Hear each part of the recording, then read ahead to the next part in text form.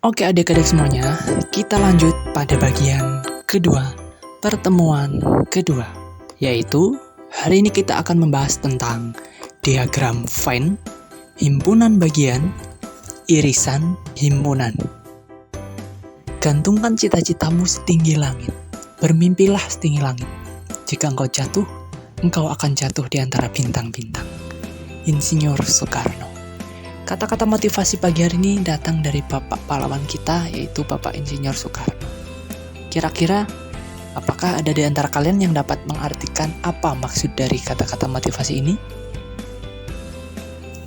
Diskusikan bersama teman kalian.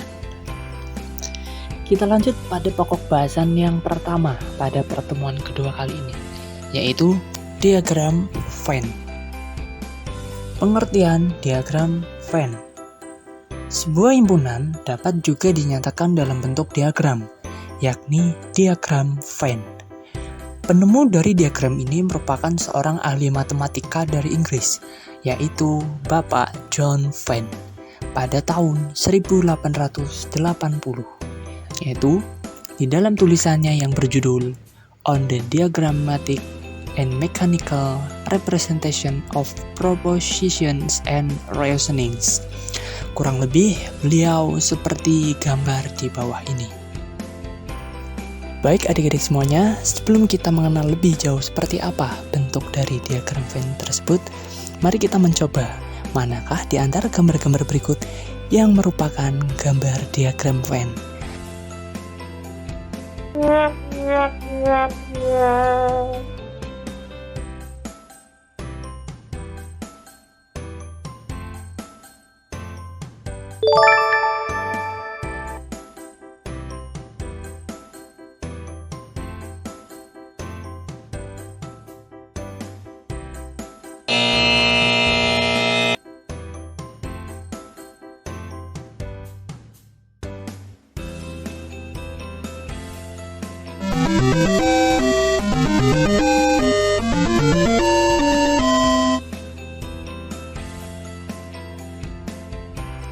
Terdapat beberapa aturan pembentukan diagram Venn, yaitu sebagai berikut.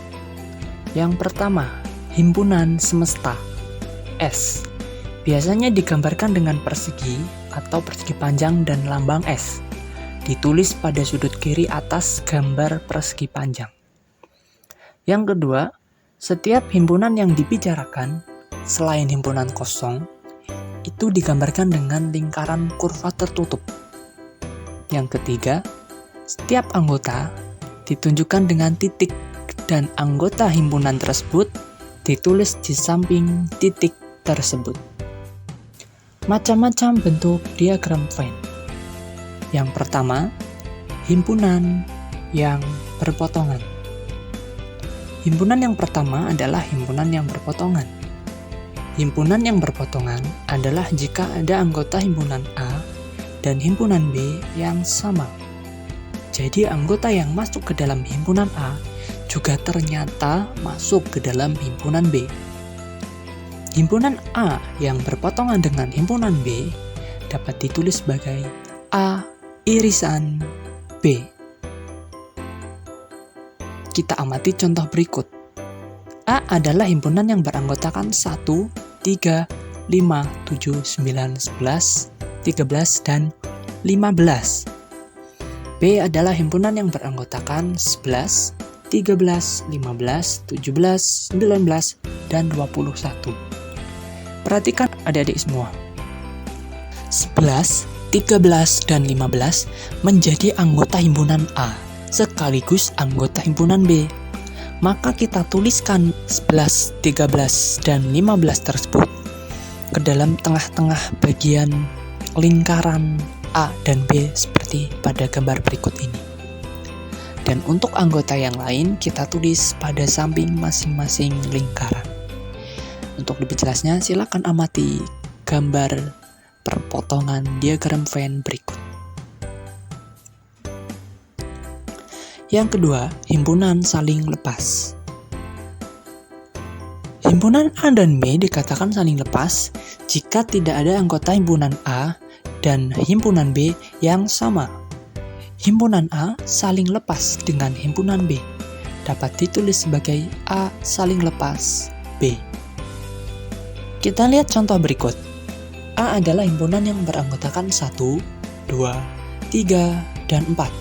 Sedangkan B adalah himpunan yang beranggotakan 11, 12, 13, dan 14. Tiap-tiap anggota himpunan A dan B tersebut tidak ada yang sama. Maka, kedua lingkaran ini jika digambarkan pada diagram Venn saling terpisah atau saling lepas, tidak berkaitan seperti pada jenis himpunan yang pertama. Apakah dapat dimengerti adik-adik semuanya? Kita lanjut pada himpunan yang ketiga. Himpunan yang ketiga pada diagram Venn ada himpunan bagian.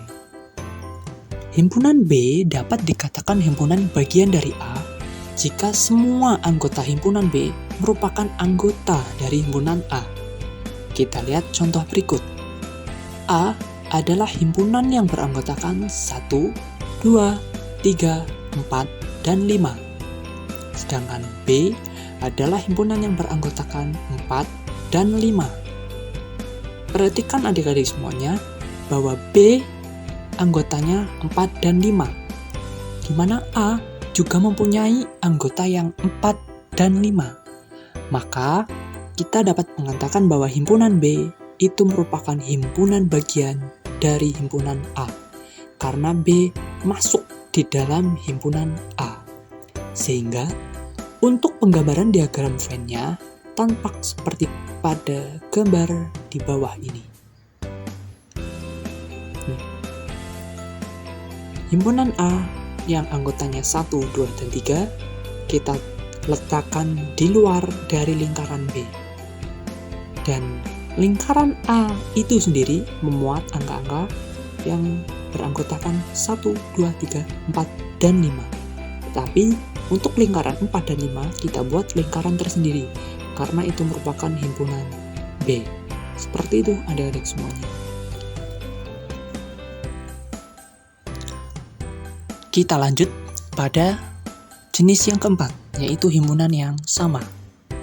Himpunan yang sama dapat dinyatakan jika setiap anggota A merupakan anggota B. Sebaliknya, setiap anggota B juga merupakan anggota A. Kita lihat contoh berikut.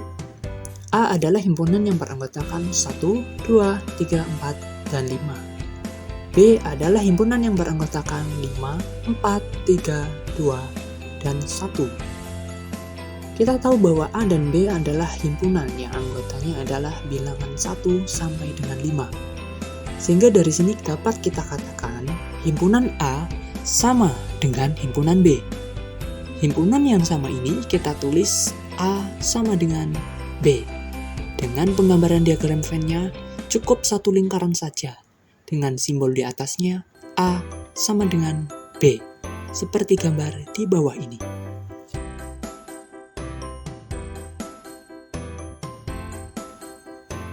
Baik semuanya, kita masuk pada bagian berikutnya.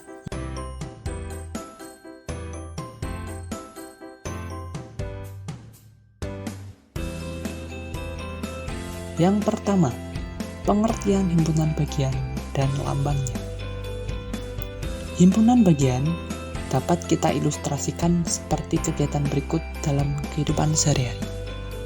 Seorang kakak mengajak adiknya ke pasar untuk membeli berbagai macam kebutuhan dapur. Rencana daftar belanjaannya meliputi beras, telur, kecap, saus, ikan, sayuran, dan minyak. Sesampainya di pasar, kakak tersebut menyuruh adiknya untuk berbelanja bahan-bahan yang mudah saja, yaitu membeli kecap, saus, dan minyak. Kita misalkan himpunan A itu merupakan barang dapur yang dibeli oleh si adik, dan himpunan B menyatakan rencana daftar belanja awal. Sehingga dapat dikatakan himpunan A merupakan himpunan bagian dari himpunan B, atau dapat ditulis sebagai A subset B.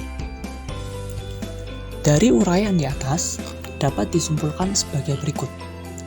Himpunan A adalah himpunan bagian dari B. Jika dan hanya jika setiap anggota dari A merupakan anggota dari B. Ditulis A subset B. Dibaca A himpunan bagian dari B. Kemudian untuk gambar diagram Venn-nya seperti tampak pada gambar berikut, di mana A adalah barang-barang yang dibeli oleh si adik, yaitu kecap, saus, dan minyak. Sedangkan B adalah rencana awal, daftar belanjaan apa saja yang akan dibelinya saat mereka di pasar. Kedua, kita akan menyatakan sebuah himpunan merupakan himpunan bagian dari himpunan lain. Misalkan suatu himpunan A adalah himpunan yang beranggotakan 1, 2, 3, 4, dan 5. Kemudian himpunan B adalah himpunan yang beranggotakan 4 dan 5. Maka himpunan B adalah himpunan bagian dari himpunan A. Karena setiap anggota B adalah anggota A. Atau semua anggota B ada dan masuk di dalam himpunan A. Ditulis B himpunan bagian dari A. Contoh lain dapat kita lihat pada himpunan P yang beranggotakan 1, 2, 3, 4, dan 5. Dan himpunan Q yang merupakan himpunan kosong. Himpunan Q yang merupakan himpunan kosong dapat dinyatakan sebagai himpunan bagian dari P. Karena apa? Karena perlu kita ketahui bersama bahwa himpunan kosong juga menjadi elemen atau anggota dari setiap himpunan apapun itu. Saatnya adik-adik mencoba nyatakan benar atau salah kalimat berikut. Yang pertama, A himpunan kosong subset dari himpunan A dan B. Yang kedua, 0 subset dari himpunan yang beranggotakan 1, 2, dan 3. Yang C, himpunan kosong subset atau himpunan bagian dari 0, 1, dan 2. Kemudian yang D, 1 dan 2, himpunan bagian dari 2 dan 1. Kemudian yang E, himpunan yang beranggotakan 1 dan 2 merupakan himpunan bagian dari 3, 2, dan 1. Silahkan diskusikan bersama teman sekelompok kalian. Kemudian diskusikanlah hasil pekerjaan ini di depan kelas kalian. Oke, kita lanjut untuk materi berikutnya, yaitu menentukan rumus banyaknya himpunan bagian yang mungkin. Sebelum kita dapat menentukan rumus banyaknya himpunan bagian, kita harus ingat kembali 3 hal utama berikut adik-adik semua. Yang pertama, himpunan kosong merupakan himpunan bagian dari himpunan apapun itu. Kita lihat contoh, A adalah himpunan yang beranggotakan 1, 2, dan 3. Maka himpunan kosong menjadi himpunan bagian dari himpunan A tersebut.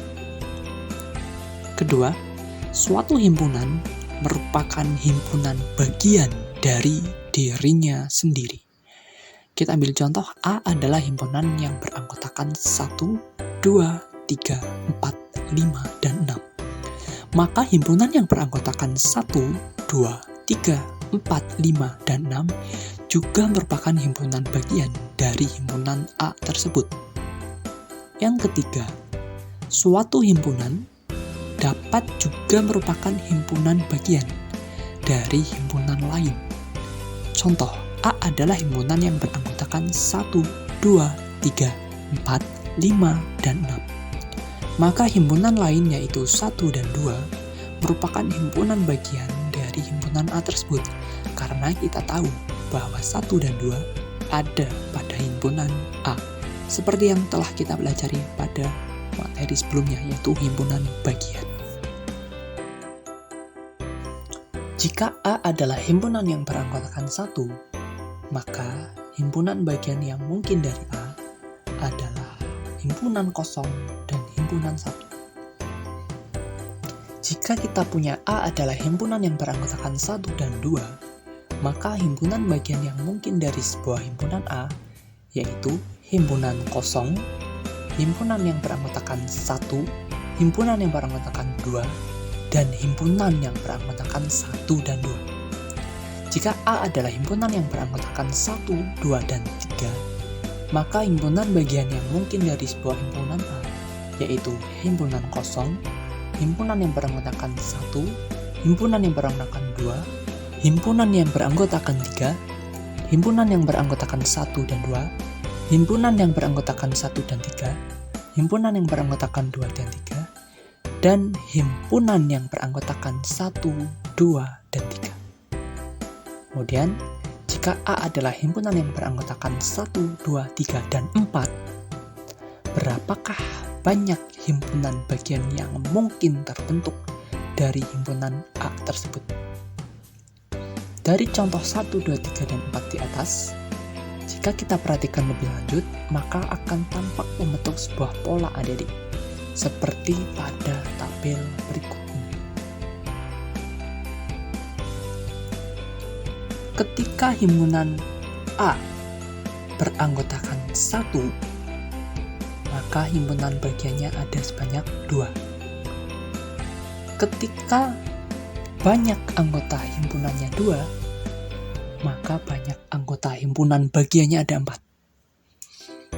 Ketika banyak anggota himpunannya 3, maka banyak anggota himpunannya ada 8. Dan ketika anggota himpunannya ada sebanyak 4, yaitu 1, 2, 3, dan 4, ternyata banyak himpunan bagiannya ada 16.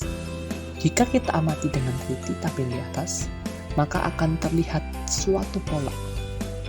Jika N1, maka himpunan bagiannya mungkin ada 2. Jika N2, maka himpunan bagian yang mungkin ada 4. Jika N3, maka banyak himpunan yang mungkin ada 8. Jika N4, maka banyak himpunan yang mungkin ada 16. Sehingga, dari tabel dan uraian di atas, kita dapat menyimpulkan bahwa jika banyak anggota dari suatu himpunan ada sebanyak N, maka dari himpunan itu dapat dibuat himpunan bagian yang mungkin sebanyak 2 pangkat N. Ingat kembali adik-adik semua, N adalah banyak anggota dari himpunan yang akan dibuat himpunan bagiannya. Kita lanjut pada subbab berikutnya, yaitu irisan. Pengertian irisan 2 himpunan dan simbolnya. Sebelumnya, kita telah menyinggung sedikit tentang irisan 2 himpunan, yaitu jika ada anggota himpunan A dan anggota himpunan B yang sama. Perhatikan lebih lanjutnya seperti berikut. Jika A adalah himpunan yang beranggotakan 1, 2, dan 3, dan B adalah himpunan yang beranggotakan 2, 3, dan 4. Jika kita amati dari himpunan A dan B, anggota yang ada di himpunan A ternyata juga ada di himpunan B, yaitu 2 dan 3. Maka himpunan A dan himpunan B ini saling beririsan atau mempunyai irisan, yaitu irisannya 2 dan 3. Atau dapat kita tulis A irisan B adalah himpunan yang beranggotakan 2 dan 3. Sehingga irisan sebuah himpunan dapat kita simpulkan sebagai berikut. Irisan dari sebuah himpunan A dan B adalah sebuah himpunan yang anggotanya merupakan anggota A sekaligus menjadi anggota B. Jika kita tulis dengan notasi pembentuk himpunan, maka akan menjadi seperti berikut. A irisan B adalah himpunan yang beranggotakan X, dan X elemen dari A, dan X elemen dari B. Kita lihat contoh permasalahan sebagai berikut. Diketahui A adalah himpunan bilangan asli kurang dari sama dengan 5, dan B adalah himpunan yang beranggotakan bilangan asli antara 3, dan 7. Tentukanlah A irisan B-nya. Maka kita tahu bahwa A adalah himpunan bilangan yang beranggotakan 1, 2, 3, 4, dan 5. Karena A adalah himpunan bilangan asli dan dia kurang dari sama dengan 5. Ingat kembali adik-adik semuanya, himpunan bilangan asli adalah himpunan yang berawal dari 1 atau dimulai dari 1. Karena kurang dari sama dengan 5, maka 5-nya ikut. Kemudian B adalah himpunan bilangan asli antara 3 dan 7. Bilangan asli antara 3 dan 7 ada bilangan 4, 5, dan 6. Karena 4 dan 5 merupakan anggota himpunan A sekaligus anggota himpunan B, maka A irisan B adalah himpunan yang beranggotakan 4 dan 5. Sangat mudah bukan adik-adik semuanya? Tinggal kita lihat himpunan apa yang menjadi anggota dari kedua himpunan tersebut. Kita lanjut, cara menentukan irisan dua himpunan. Yang pertama, himpunan yang satu merupakan himpunan bagian yang lain. Misalkan A adalah himpunan yang beranggotakan 1, 2, dan 3. B adalah himpunan yang beranggotakan 1, 2, 3, 4, dan 5.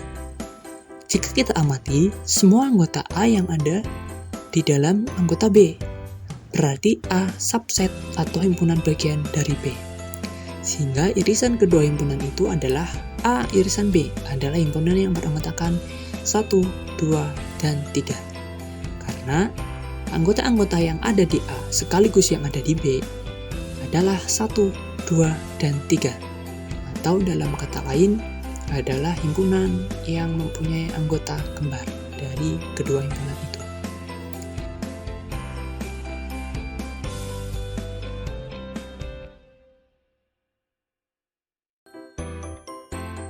Yang kedua himpunan sama. Misalkan A adalah himpunan yang beranggotakan 1, 2, dan 3.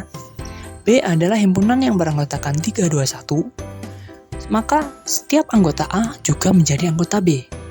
Berarti himpunan A dan B ini sama. Sehingga irisannya adalah himpunan yang beranggotakan 1, 2, dan 3. Ketiga, kedua himpunan tidak saling lepas. Misalkan A adalah himpunan yang beranggotakan 1, 2, dan 3. B adalah himpunan yang beranggotakan 2, 3, dan 4. Karena ada anggota A yang juga anggota B, terdapat anggota A ternyata bukan anggota B, dan B yang bukan A, berarti himpunan A dan B tidak saling lepas.